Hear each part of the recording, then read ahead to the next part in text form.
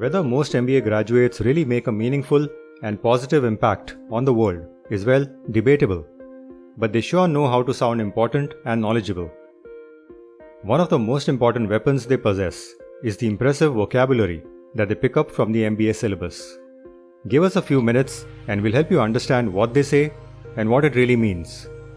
We can't make you an expert, but you'll have enough confidence to hold your own the next time you are face to face with an MBA grad. So make sure you watch the full video.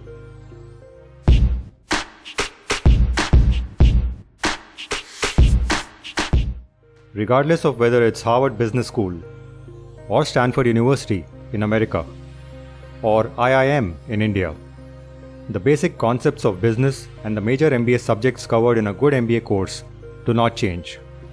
The MBA subjects list will look very similar, with finance, marketing, operations management, economics, human resource management, and strategy forming the core subjects.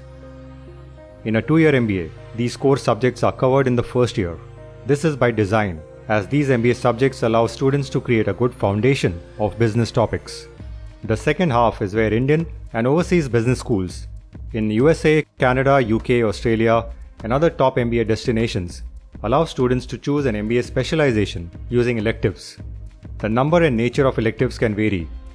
In many cases, new subjects are added to the MBA syllabus based on the market demand and the status of the economy. For instance, during the dot-com boom, the MBA syllabus in American universities invariably included subjects related to startups and venture capital finance. Many of the MBA subjects are taught using the MBA case study method. It's a more hands-on and experiential way of learning.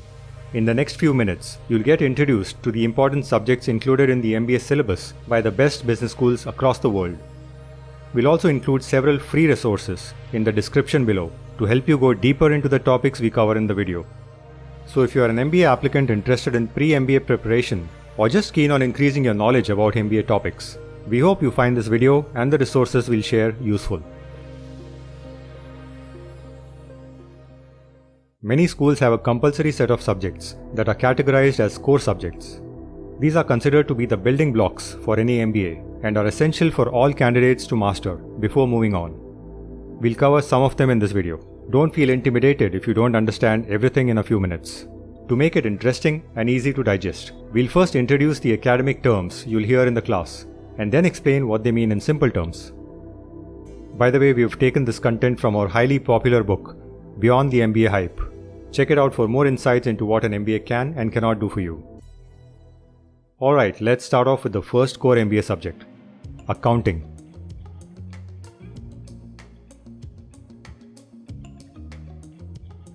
Professors will talk about financial reporting, structure of financial statements, including the balance sheet, income statement, profit and loss accounts.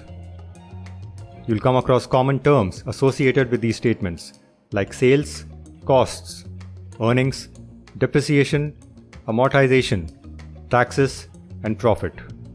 You'll learn to analyze financial performance of companies and financial ratio analysis. In simple terms, here's what you'll learn. How much money does a company make? How much money has it borrowed from others? How is a company's performance reported and evaluated for a single year and across years? How can a company be compared to its competitors? Marketing. You learn the principles of marketing, segmentation, target markets, marketing tools and frameworks, specifically the 4P framework, which focuses on the product, price, placement, and promotion. You'll also cover advertising, market research, including primary and secondary research techniques, quantitative and qualitative analysis, and also internet marketing. In simple terms, here's what you'll be learning. How do we sell this product or service? Who do we sell it to? What will make it more attractive to customers? How do we price it? Finance. You'll get introduced to capital investments, raising capital, credit analysis, hedging risks, mergers and acquisitions, financial modeling, company valuation techniques, such as discounted cash flows or DCF, and comparable company multiples. Minus the hype, this is what you'll learn. Where do we get the money from to support our expansion plans? Do we build a new facility or do we buy it? How long will it take us to get our money back from our investments? What do we do with our extra money? Human resources and organizational behavior.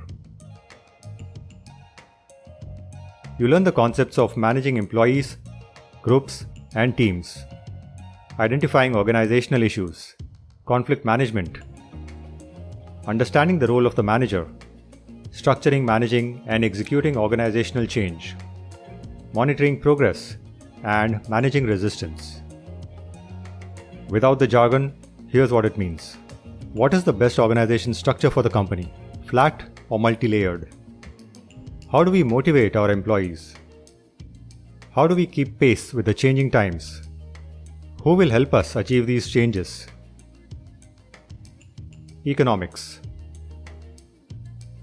You learn the concepts of macroeconomics and microeconomics, demand-supply relationships, consumer behavior, price elasticity, measuring national income, economic statistics, public policies, inflation, employment, international trade, game theory, and control mechanisms for regulating a nation's economy. Here's what it really means. What drives the economy at a high level and at a more granular level? What tools does the government have to control and influence the direction in which the economy is headed? What impacts demand and supply in an economy? Risk management. You'll get introduced to the various types of risks, such as sovereign risk, foreign exchange risk, interest rate risk, commodity risk, tools for hedging these risks, plain vanilla derivatives such as forwards, and exotic derivatives such as options. In layman's terms, this is what we're looking at. Where and how can we lose money for no fault of ours? What can we do to avoid financial loss? Which is the best way to protect against such potential loss? Corporate governance and ethics.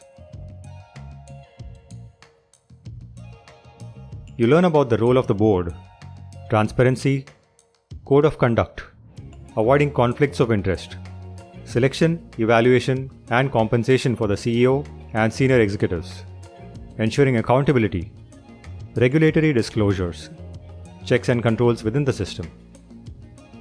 It basically covers the following.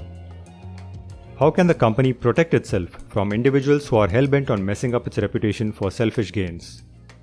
Who plays the role of the big brother and keeps an eye on unusually suspicious activity? Information technology or IT. You'll understand the role of IT in businesses, Management Information Systems or MIS, Enterprise Resource Planning, that's ERP systems, Basic IT Architecture, role of the Chief Information Officer or CIO, Electronic Commerce, Disruptive Technologies, technologies to provide a competitive advantage, leveraging the internet to conduct business, Decision Support Systems, and Data Warehousing. Once you take away the futuristic sounding buzzwords, here's what you'll learn. How can the company use computers to improve business? Can the internet be used to speed up things? Can computers go beyond data storage and processing? Operations management. You'll read about supply chains, operations research, resource optimization, capacity planning and analysis, inventory management, process improvement, operational strategy, manufacturing techniques such as just-in-time manufacturing, quality control like Six Sigma, work scheduling, identifying bottlenecks in the process. Too heavy? It simply means the following. How can we improve our product or service delivery process? Is the current process efficient enough? Or are there areas for improvement? How do we track, measure, and ensure quality in the entire process? Statistics. You'll pick up the tools and frameworks to tackle mathematical and statistical problems in business. Quantitative techniques, linear equations, linear programming, basics of calculus, data analysis, usage of spreadsheets and statistical packages to model and simulate business solutions, decision-making systems, statistical inference, standard deviation. Getting down to the basics, we are basically asking, can we use Microsoft Excel and other software packages to solve numerical problems? Can we simulate real-life situations using these tools? How do we arrive at conclusions based on the output? Strategy.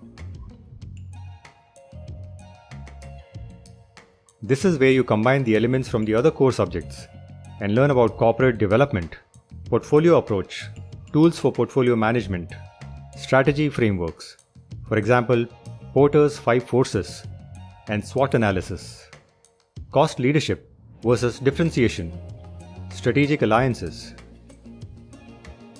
Effectively, you're asking, is our current situation good, bad, or pathetic? What are our competitors doing? How can we improve? Does it make sense to continue operating in this industry?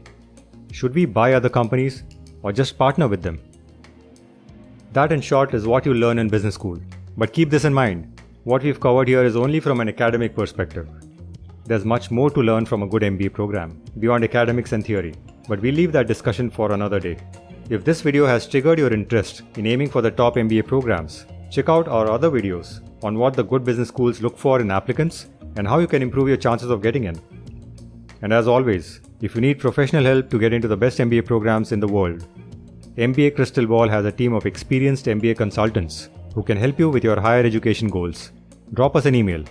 Good luck.